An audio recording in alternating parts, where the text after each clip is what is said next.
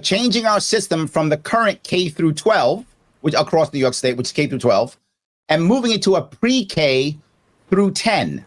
I think we should pay for pre-K all the way through 10th grade. Absolutely, I think we should. It should be a pre-K through 10 versus a current K through 12. We shouldn't have to, as we did in New York City, to your point, we had to make special laws to create pre-K. I think it should be statewide. Why not? So let's create a pre-K through 10 statewide plan. I think it works perfectly. But how we do that, but wait a second, we lop off 2 years of high school education. Here's a conversation that Sam Seder had with former New York gubernatorial candidate Larry Sharpe. I have some clips here from their conversation.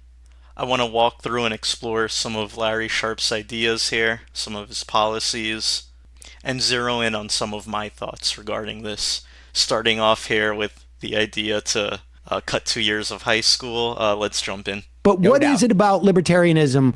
If you explain what libertarianism is. I'm happy to tell you why I'm the broad tent libertarian. It is rare in general for libertarians to actively hate me. Some do, but it's rare. Most either like me or think, yeah, he's fine. Because I think, one of the most open tent libertarians there are, because in my view, what libertarian is you can be as liberal or as conservative as you want to be. Just don't force your views on others. Go out of your way to allow others to do what they want to do. Leave them alone. The more you do that, the better. So if we move policies towards that, I'm pretty happy. I wanted to hop into a definition of libertarianism from Larry. In case anybody may not be familiar with libertarianism, to me, I guess it's this idea of don't push your views onto me. So wrapped up here by Larry. 1,000 signatures, 10,000 a week. If you can get people to work 5 days a week, that's 2,000 signatures a day. A great signature gatherer will get 100 signatures a day. If they're amazing, the average only gets between 25 and 50 per day.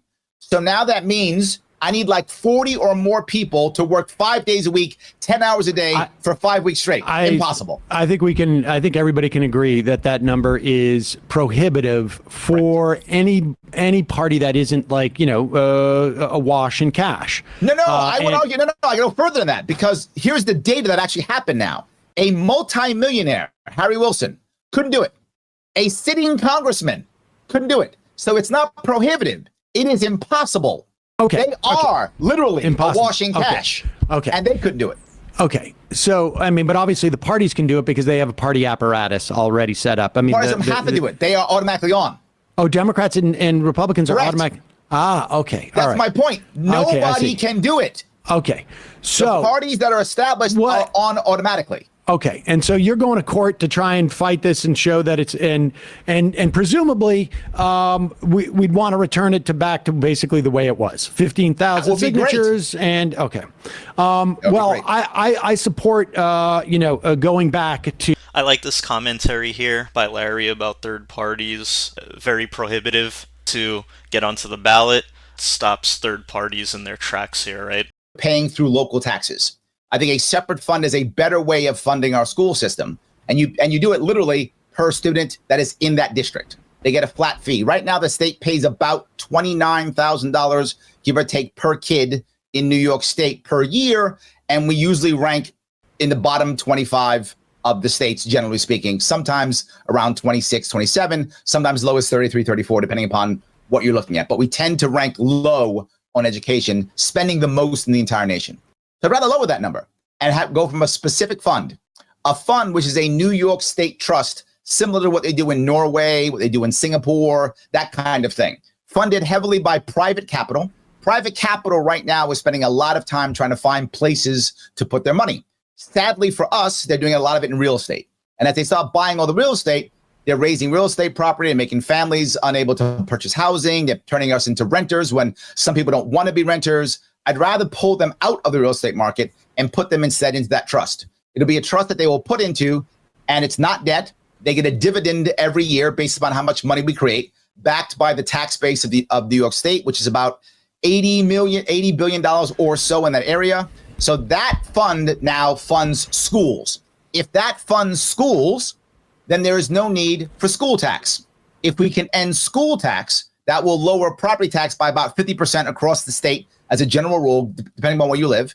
And it will also stabilize rents, allowing people to move out, allowing kids to have homes earlier, not requiring so many people having roommates, all those things. Make it easier for a young family to move into a home. Larry, let me just see if I can understand this, because you're. I really get lost here with libertarian viewpoints. It's very extreme tax cutting. I get wanting to cut taxes. I don't think that taxes can be completely eliminated. I also don't think that they can be slashed too much, especially as it relates to schools. This is a very extreme example, right? Essentially, Larry Sharpe wants to privatize the capital associated with funding public schools. To me, this is kind of dangerous, also pretty unrealistic, and having to rely on private corporations to invest in this New York State interest trust proposed by Larry. It sounds very, very silly. Let me know in the comments your thoughts about Larry Sharpe and this conversation with Sam Seder. If you enjoyed this video, please like, please subscribe. Let me know if you'd like to see more of this. This was just a few clips of a longer conversation between Larry and Sam.